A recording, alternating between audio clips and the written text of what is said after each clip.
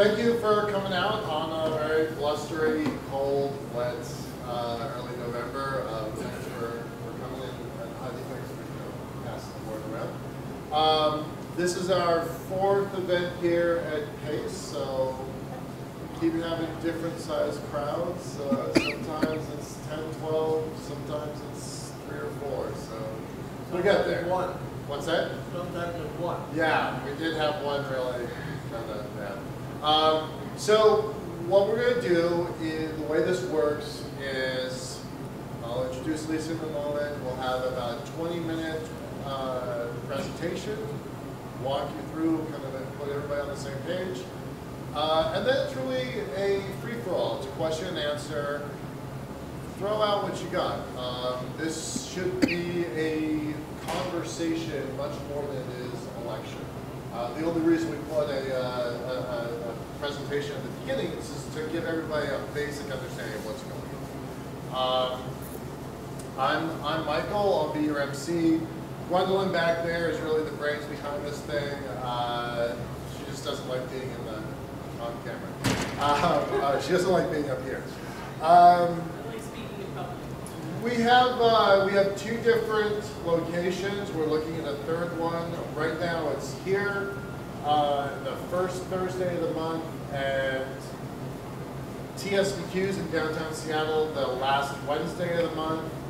And we're looking to set up at least one more shop in Tacoma. So we're starting to grow. That's kind of exciting. If you are using social media, please, please, please pass the word. Twitter, Facebook, the Steam Vent. Easy to find. Tell people what we're doing and if you like it. All right, so I'm going to introduce Lisa. Lisa's been great enough to come out here on a blustery evening. And we're going to talk about the future, specifically the future of cities and the competitions she's been running for a very long time. So I'm going to turn it over to you. Thanks. Thank you very much. Okay, so as he said, my name's Lisa Harbert. I'm a civil engineer by trade. My background is water resources. I have been doing that for 20 plus years now.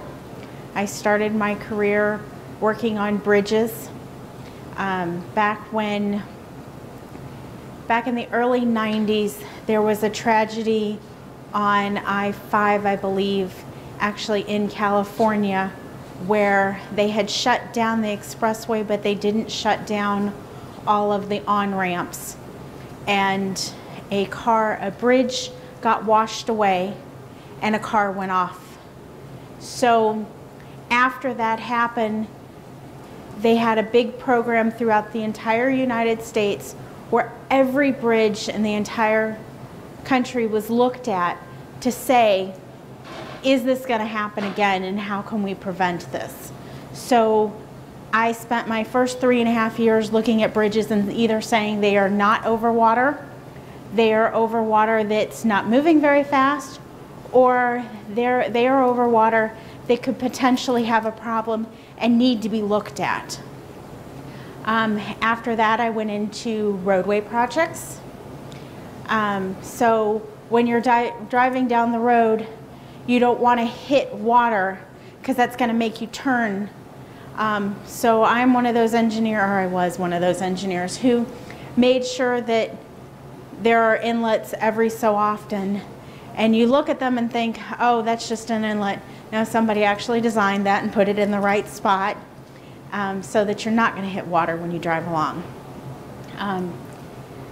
Now, I actually do residential work. So when you're putting up a new house or putting in a new commercial building like this, it starts out being grass or trees. And if you pave over it, now that water has nowhere to infiltrate. So we have to make sure that that water is accounted for in some way. So if we take away the trees that are soaking up all that water, or we take away the grass areas that water could have soaked into and pave them, the philosophy used to be put it all in a detention pond somewhere else. And now the philosophy is, let's deal with it on a site-by-site basis. So that's basically what I do for a living. But when I first started in engineering, I had a friend who said, I run this competition, and this was in Chicago, and would you please help me with it? And I thought, I don't know. And then I went. And the first year I went to this competition, it's for 6th, 7th, and 8th graders. And it's teaching them about engineering and planning and what goes into how we come up with projects and how we run our cities. I was so impressed with what the kids learned. I've been involved ever since. And I was thinking it had been about 15 years, but I think it's been a little bit more than that. So, the competition is called Future City. Again, it's for 6th, 7th, and 8th grade students. You take a model of SimCity. You use this program called SimCity. You design on the computer, come up with a city, then you actually make a model. Then you do a presentation and write an abstract and write a report. So there's a lot involved in this. Okay, so I'm going to talk about this a little bit and the agenda of our competition here. We have a regional competition that's located here in Seattle, and that is covered for all of Washington. We actually have, I think last year we actually had a group from Alaska come down and be with us too. The last I looked, I think there's 21 or 29 states around the U.S. that are doing this, or 29 regions, because some states actually have 2 when they're large and can do it. Okay, so in our region, we have 20 schools. They say this reaches 316 students, and the way that works is there are 3 students on each team. There is 1 person who is an alternative in case that person has something else going on the day of the competition or gets sick. However, a lot of the schools who do this actually have maybe 20 students in the background who are helping this team. Each school can have up to 5 teams. I guess it says 34 teams participated in the regional competition, which included 125 students. And again, that's because there's more than 1 team per school. And when we go to national, we're based on how many schools we have, not how many teams we have, and that's why we show the 2 different. We get engineers to help judge this, so you are being judged by an engineer. So our website is futurecity.org/Washington, and if you just go to futurecity.org, there's actually a lot of information for the competition itself. And when you put /Washington, it talks about our competition. These are the members of our committee. Most of these people on here work really hard. I'm probably not one of those, but I like to come out and talk. One of the great things about this program, and I'm sorry to say, this is kind of, the way this was put together is for me to actually go out and request funds for people. So I'm that's why I'm struggling through this and trying to say it more to where it's interesting to you all, that I'm not begging you all for money. Because that's usually what I'm doing. One of the great things about this program, and one of the things that I found one of the teams who actually won, and I looked at their model and I thought, you know, it wasn't the best model I've seen, but the way they worked together and everything they had learned, they obviously won. But since I was on the finals judging panel, I asked him a question, and I said, so what do you think you learned more than anything in this? And one of the girls stood up and she said, when we got here, we all bickered. We all tried to do our own thing, and we learned that we had to work as a team or nothing was going to get done. And even though there was a lot of times when we didn't even like each other during this, we learned we had to work together.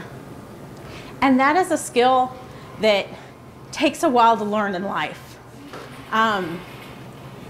This competition teaches students speaking skills, because every student has to actually stand up. They give this 15-minute presentation, and in that, every one of the team members has to speak, because they're judged how well did they work together. Did everybody know what was going on? And not everybody has to know every single aspect. A lot of the teams will do it. One person will take on transportation. One person will take on, I worried about the industrial sites and how we were going to deal with pollution, and maybe somebody else was, I was worried about our community, are they happy? Were there enough things for everybody to do? Were there parks? Did people stay in our city? So they kind of break it up and learn different things. It teaches them about project management, because again, this competition is, you're building a model, you're writing an essay, you're writing an abstract, you're building a model, and it's got to be to scale, which teaches the students how to think, okay, my building is, 30 feet high, and then next to it, I've got a 1,000-foot skyscraper, and I'm using recycled pieces. What's that going to look like? Do I have to cut something down? Do I have to make something taller? And again, that's a hard concept for even adults to get. They have to write, they have to research, and when we look at this as judges, it's 6th, 7th, and 8th graders who are writing these. It's not college students. So, but these kids actually go through, they get on the internet, they do a lot of research, and they write really well. We say that 91% of educators say they would recommend Future City to a colleague. I question that a little bit, only because I have heard from some teachers that this is a really hard program. And it takes some commitment. And in a lot of cases, this is the first time that students have contact with an engineer that they know of. Because every time you get in your car, every time you flush your toilet in the morning, you may not be having contact, but you're dealing with something that an engineer put together. The way the program works is that there's the 3 students with the alternate, then you have an engineer mentor, and then you also have a teacher on this team. So the engineer mentor provides input and technical advice. We help with project planning. We help with deadlines and goals. But at the same time, we step back and say, what do you want to do? And we let the students do the work. The teachers or the facilitators, they're the ones who have to be the ones who say, yes, I will go through with this. They organize the teams, they assure the competition rules are followed, and they keep the students on task.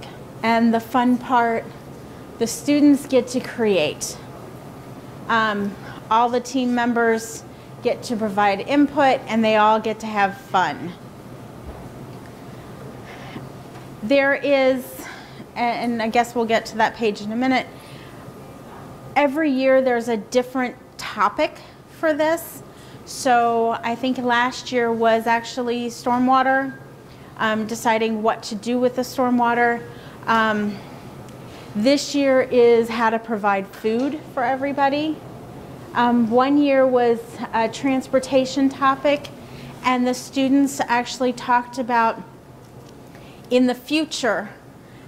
I remember one of them talked about that they were going to implant stuff in your head so that you didn't have to actually drive the car, you just had to think about it. Found that a little bit scary. One of the questions has always been, can I do the Future City without competing? And yes, SimCity is the program we use. If you have problems finding it places, and I know it's available at Best Buy, I want to say CompUSA, but they're gone. So it's probably available online. But we actually have people, if you want help with it, you can call us, we'll help you. Again, I think that question is kind of for teachers who want to do the competition but don't necessarily want to compete. So the competition actually started in October. And the students will be turning in everything later this month. Will be the first submittal. I think in December they have to turn in something else, and then our competition day is actually January 24th, and it will be at DigiPen in Redmond, which looks like a really cool place. One of the things about the competition is that a lot of the schools do it where they actually have a in-school competition and then come and send their best students to our competition. See if I can. And the fun thing is we give out tons of prizes. I've always said we try to bribe kids to tell the next year kids that they've walked away with medals and t-shirts and yo-yos and really fun stuff. We need 20 schools to advance to national. If we advance to national, the top team goes to Washington, D.C. Then the top team from Washington, D.C. actually gets to go to space camp for a week. Yeah. Where is the space camp? I think it's in Huntsville, Alabama. Yeah. Probably said that on the slide, and I didn't read it, sorry. I know. Oh, you know that. Oh, I keep covering that up. Maybe I need to be on the other side a little bit. But if I stand there, you can't see it. So, okay. These are some examples of what the students have put together, and you can see the different sizes and the different materials. You only get to spend up to $100 to put these models together. And we actually say, even if you got something, you know, so if you have a kid who lives in Bellevue versus a kid who lives in, I don't know, you know, somewhere in Seattle, and their trash may have better stuff in it. You know, my parents threw away a laptop. Nope, how much was that laptop really worth? So we encourage recycled materials, but we're very concerned about what you're using, because we want to make this competition fair and make sure that if you are from an area that's not as affluent, you're not being penalized.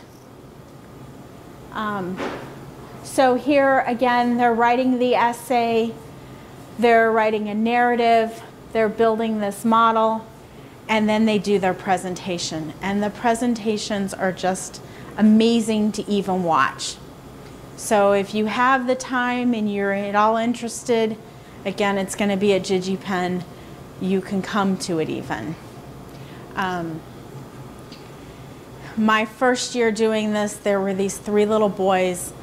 They had never been exposed to engineering before, and their faces just lit up. They just couldn't tell me enough things. It was my first time doing this as a judge, and they were just, and we learned, and we learned, and we learned, and I was like, okay, I'm hooked. So this year's topic is feeding future cities.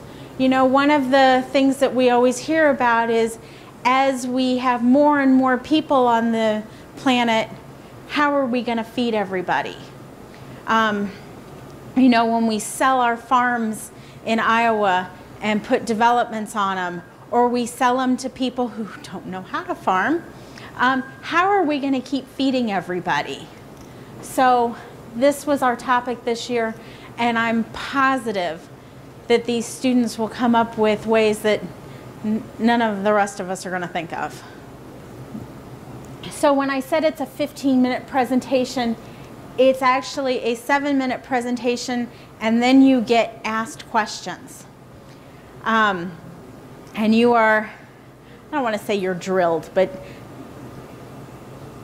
we make sure that you actually did your homework and that you actually knew what you were talking about, and that one person wasn't the only person who worked on it. We want to make sure at the end of this competition, you know what an engineer does. So the judges got ready, the teams were prepared, and we had our competition. And last year we did it at the Flight Museum. And everybody got to go and visit the Flight Museum. So this year we're hoping DigiPen will be just as exciting, and I think it will be.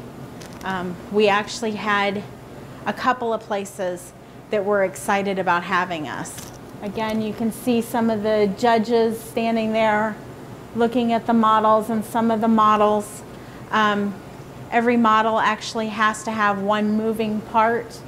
So during your presentation, and again, that's something that is just amazing to watch.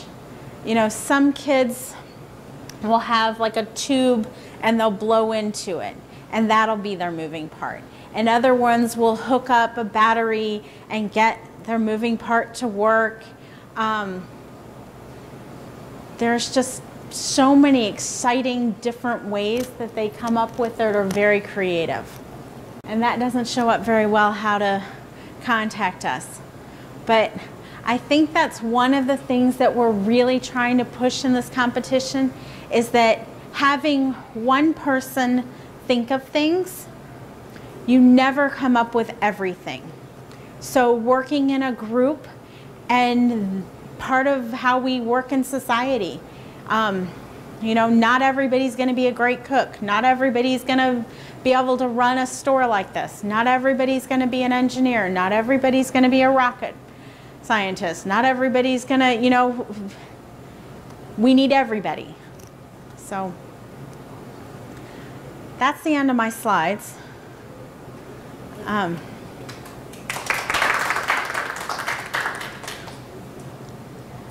now we'll just kind of break it up for questions. Okay. So nearly 20 years, 15, 20 years, how many students have you personally been involved with, whether it's coach, mentor, we're at the school, like how many, just give me a perspective on that. Okay, so when I started doing this competition, the first 2 years I was a judge. So when I go in as a judge, you show up the day of.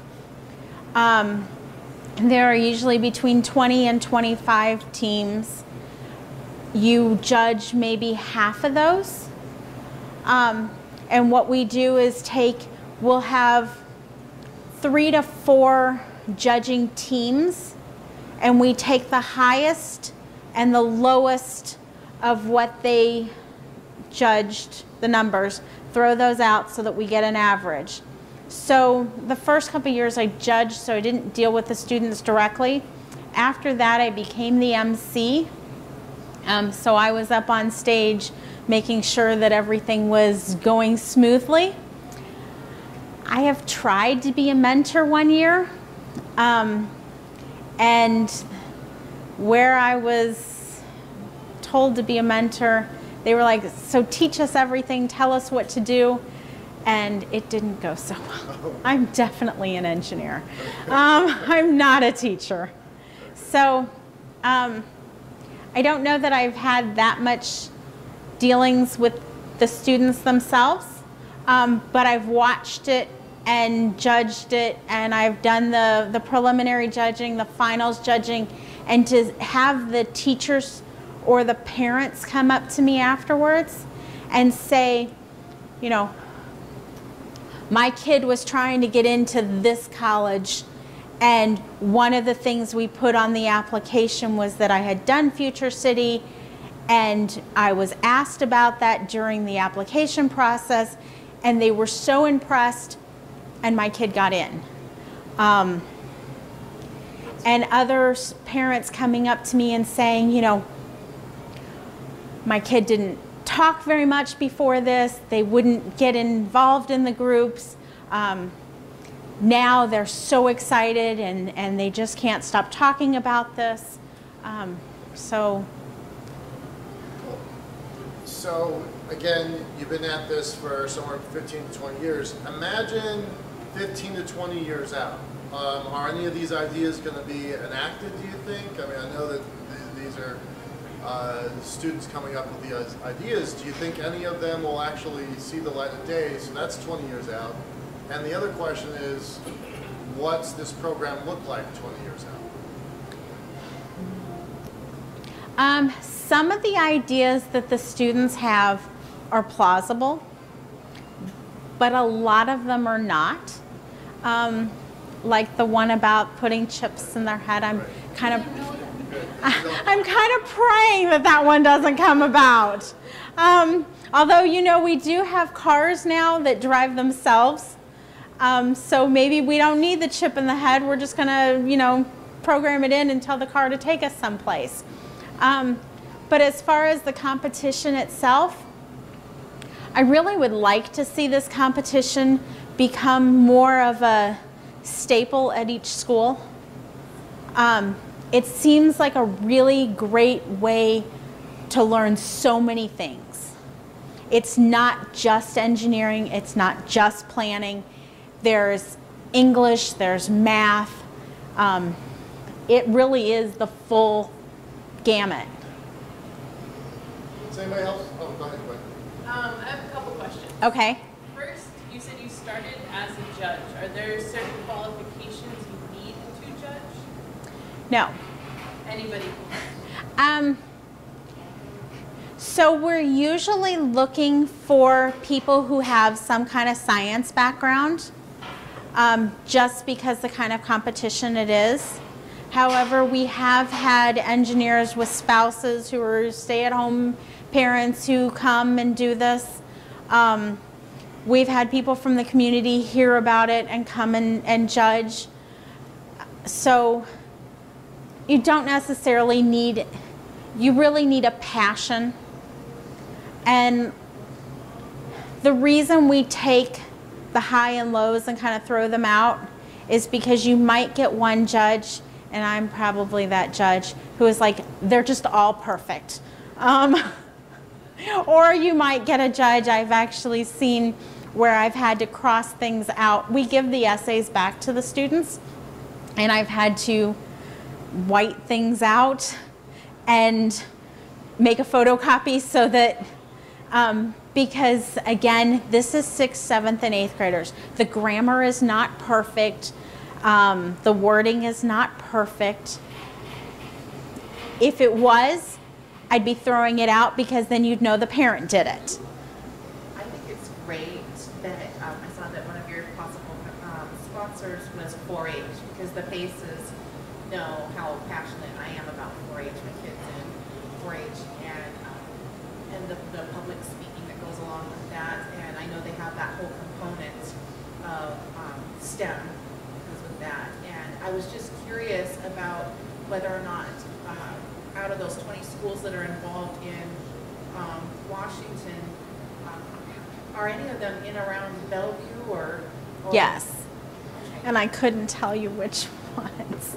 I don't have a student myself, so I don't know all the schools. But yes, there are some schools from Bellevue. Also, one of the things you mentioned that you're involved in the 4-H, I think it was 2 years ago, we actually opened the competition so that you don't actually have to be a school. You can be an organization.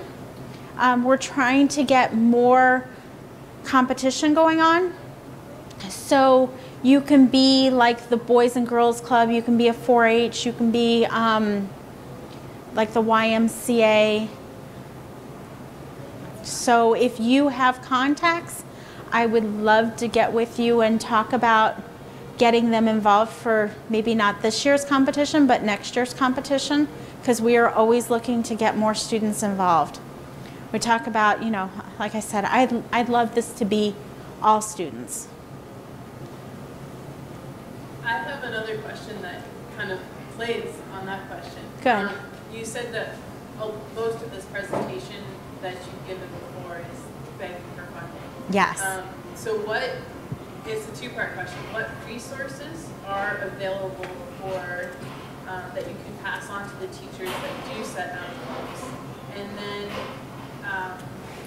the second part to that is because you said the teachers often struggle with it because it's a lot of work for them to take on future city competition. Is there a way that you can get funding to have kind of future city employees that go around to 4 or 5 schools in an area, and this is their job to run this club? They do that in other cities. I think in Philadelphia they actually have 2 or 3 people who are paid, and they actually raise $70,000 a year or something. I think the last time I looked, we run this competition maybe $8,000, and that was, we were actually paying for our facility. This year we're actually getting our facility donated to us, which is going to be really nice. Yeah, I tried to get this, I tried to see if we could get it Microsoft, because, yeah, but I was told the bandwidth is full. So, okay. I was like, the space is full? But as far as resources for the teachers, we have manuals that we give the teachers. We have CDs. We have people who will actually come out and talk to them and train them. And we have a lot of online tutorials. You have a question? Yeah, I don't have anything. Speak up loud then. So, like, would we be able to make something like this with just Legos, or would we have to use all recycled materials, or just stuff that we could find without having to buy it? Well, again, because you're limited to $100, Legos are very expensive. So even if you had Legos at home, my husband bought me a Lego set that was like the construction Lego set, and I think it was $90 just for this little, it was a big box, but you know, it only had like 10 little construction guys in there with their little, so, and that was $90. I'd have problems buying the board and building the buildings. So you can use Legos in it.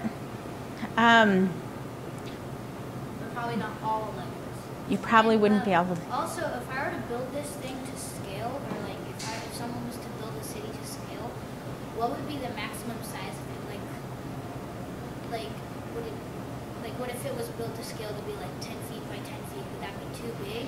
Yes. We actually have a dimension that you're supposed to scale this, or the biggest it can be. And the reason we have it at this size is so that it will fit in a FedEx box, so that when you win, you can be sent to DC. How big is that? Just Roughly 2 feet by 3 feet. okay, so not 10. No. So it can't be any bigger than Like that. if a building that was supposed to be like 1,000 feet tall, like, would it have to be like shrunk down to like maybe 3 inches or something? So you would say, okay, if it's 1,000 feet tall, do I want it to be, if we went to 1 to 10, then it would be 100 feet tall. If I went 1 to 100, then it's 10 feet tall. So you would want it to be, 6 inches tall.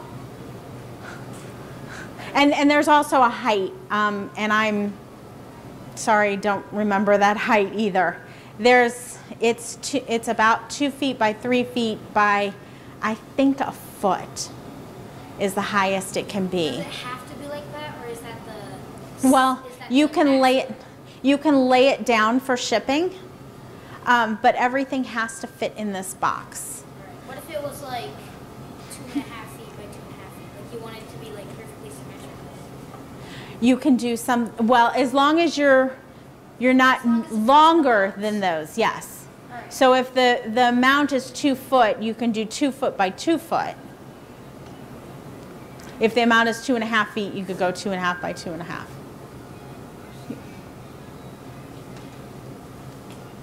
What would you say the time commitment is for the students as they're, from the time that they sign up and start their work until they reach competition in January?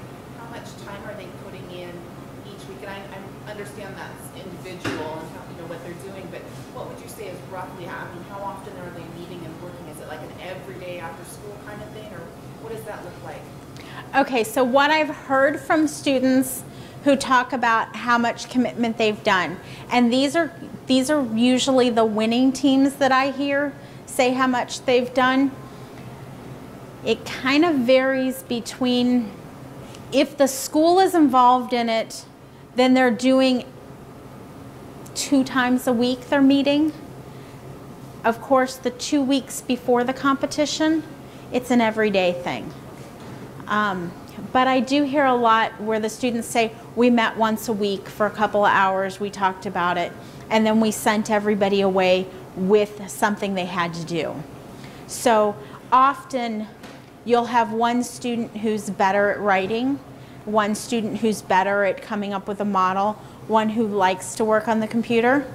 And of course they can't just do that, but one person will take the computer program home, spend a lot of time on it, and then bring the other kids into it and say, here's what I did, do you agree?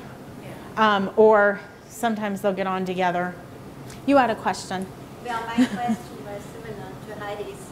I'm somewhat familiar with the robotics competition. Okay. And I know that they meet 5 days a week. Every Wow. They start I think they start in September and they go until the competition takes place. That's a lot of commitment.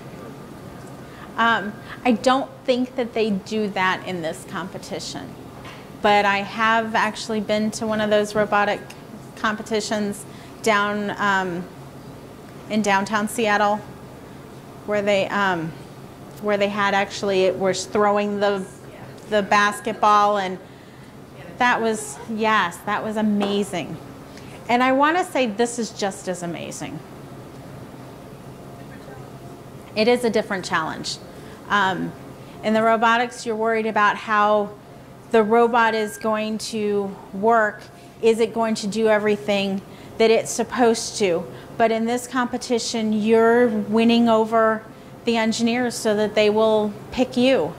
And you're showing them, yes, we worked together. Yes, we learned a lot. Yes, we know and some of the questions are, you know, do you now know what an engineer does? When this competition is over, that's one of the big questions we ask is, you know, and then the question is always, do you want to be an engineer now? And it's funny because, you know, sometimes you'll get the students who will say, yes, I found this very interesting. And sometimes you'll get the students who are like, I'm going to be a lawyer because engineers work too hard. Have you had any teams from this area that have gone on and won the national competition? I don't know. Yeah, I know we've placed really high up. I don't know if we've won or not. I've only been involved in this competition here. This is my 4th year here. I was involved in it in the Florida region a little bit, and I was involved in it for a long time in Chicago. Have there been any follow-up studies done to determine if any of the students who participated in these projects, any of them actually have gone into engineering? We actually talked about that at the last regional meeting,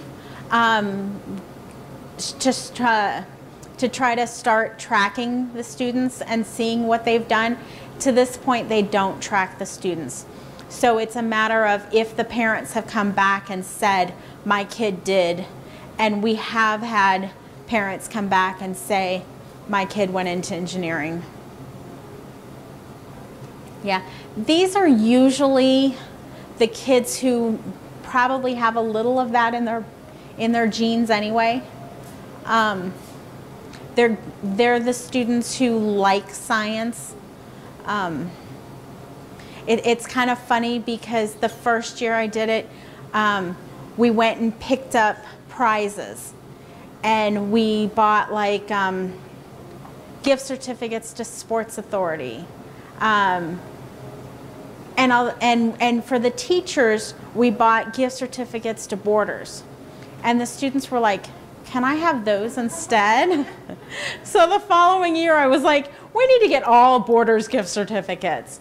And so in that way, yeah, we're definitely have some of our students go into engineering. So this is, Future City is for middle school. Do you know of any programs that are similar that cater towards high school or even colleges and universities, that the kids who go through this program can kind of continue their involvement? There is a program through Bentley that does high school students. There's a couple of programs for high school students. There's one about bridges, and they go in for one day and design this bridge, and it has to be, it's all on the computer, and they have to figure out how strong the bridge is by the members and make sure that it will stay up, and they're judged on how efficiently they can do it, cost-wise, material-wise.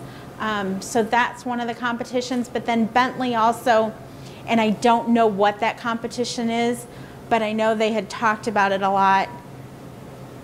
But if you go to, I think it's bentley.com, they're the ones who make MicroStation. Thanks for coming. Thanks for having me.